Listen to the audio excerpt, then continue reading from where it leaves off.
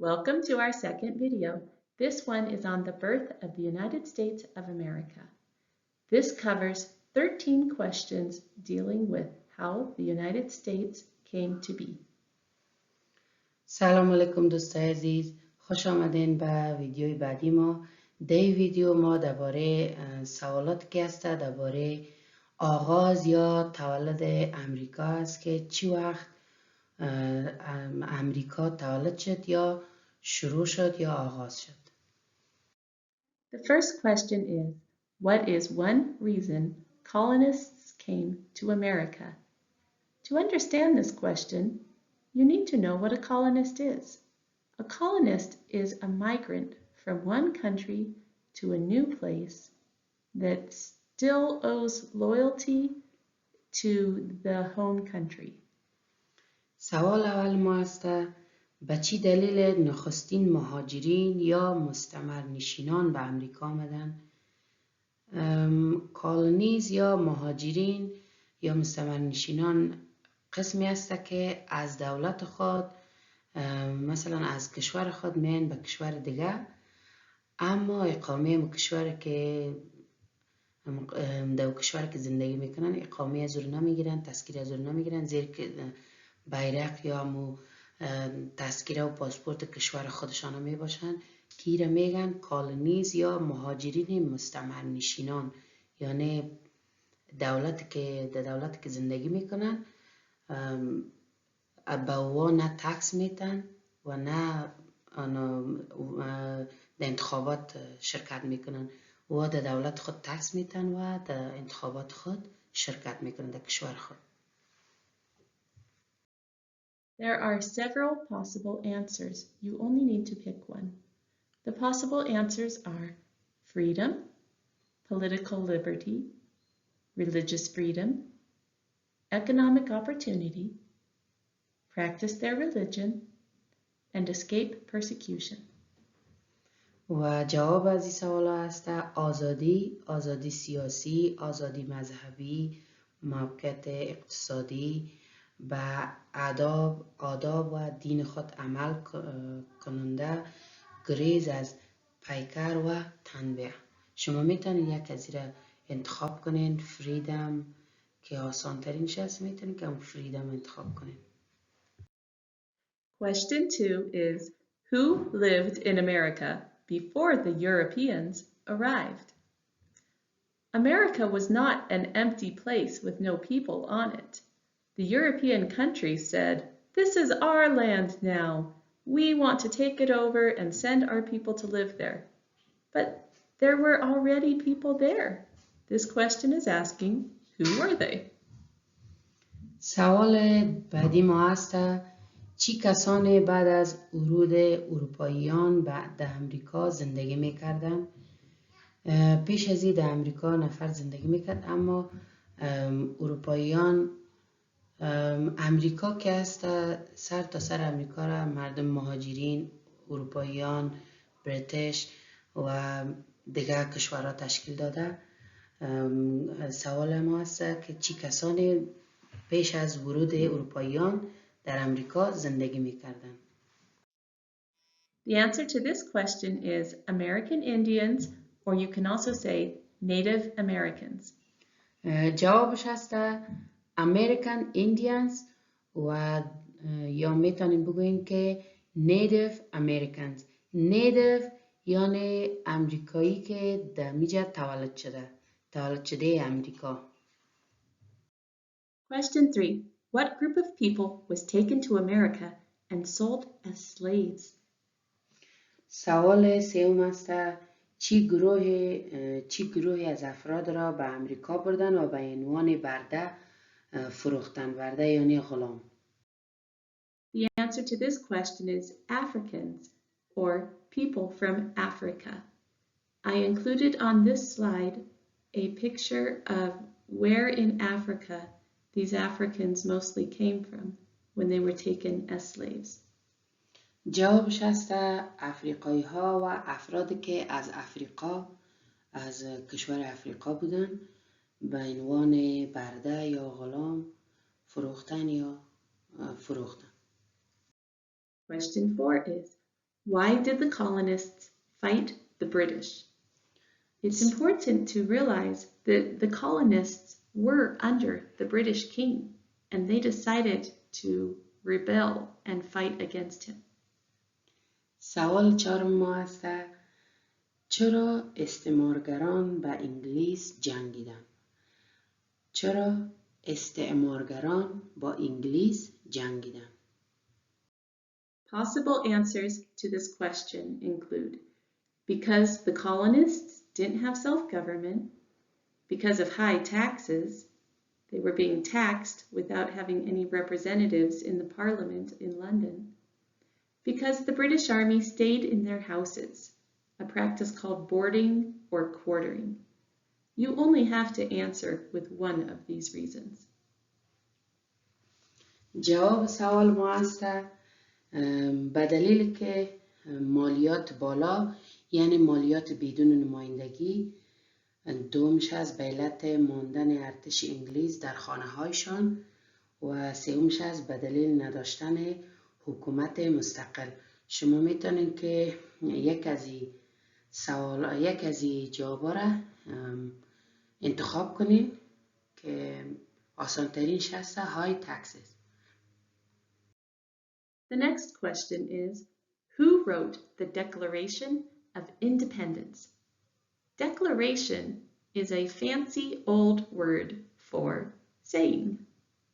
سوال 5 ما است چی کسی اعلامیه استقلال را نوشت؟ چی کسی اعلامیه استقلال را نوشت؟ The answer is Thomas Jefferson, or you can just say Jefferson. جواب ما است تامس جفرسون یا گفته میتونید تنها جفرسون. This question asks, when was the Declaration of Independence adopted? سوال بعدی ما است اعلامیه استقلال چی زمان تصویب شد؟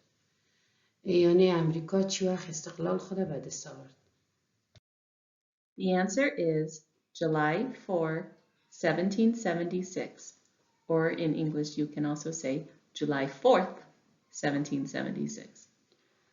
جوابش است جولای 4 یا 4 جولای 1776 هم گفته میتونیم یا گفته میتونیم که 1776.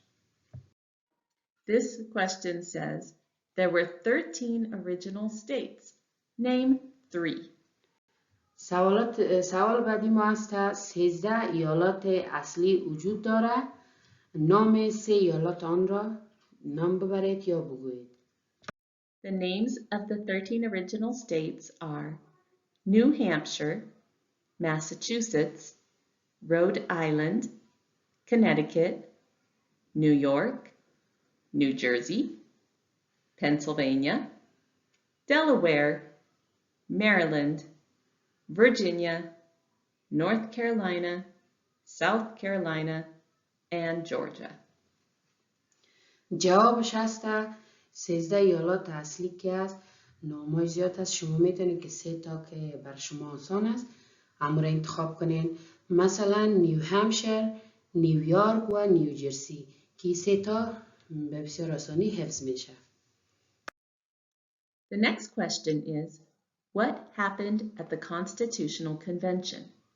A convention is a large meeting or conference. سوال بعدی ما است در کمیسیون قانون اساسی چی اتفاق افتاد؟ The answer is the Constitution was written. You can also say the founding fathers wrote the Constitution. جوابش است قانون اساسی نوشته شد.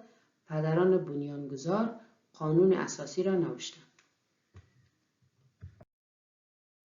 The next question is, when was the Constitution written? سوال بعدی ما است چی زمان قانون اساسی نوشته شده است؟ The answer is the year 1787. جوابش است 1787. Next, the Federalist Papers supported the passage of the U.S. Constitution. Name one of the writers. The Federalist Papers were written and published in newspapers to help people at the time talk about how they wanted their new constitution to work.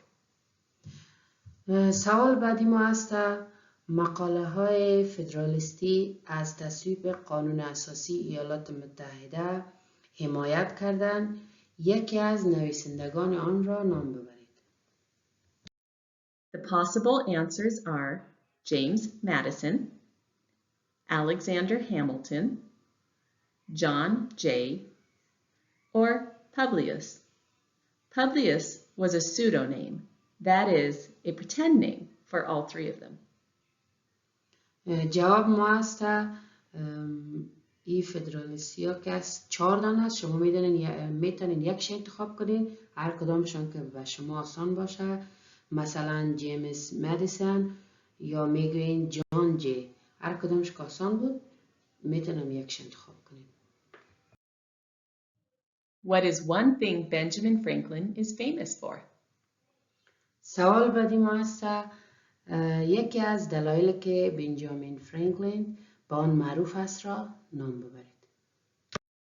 The possible answers are he was a U.S. diplomat, the oldest member of the Constitutional Convention, the first Postmaster General of the United States, the writer of Poor Richard's Almanac, or he started the first free libraries.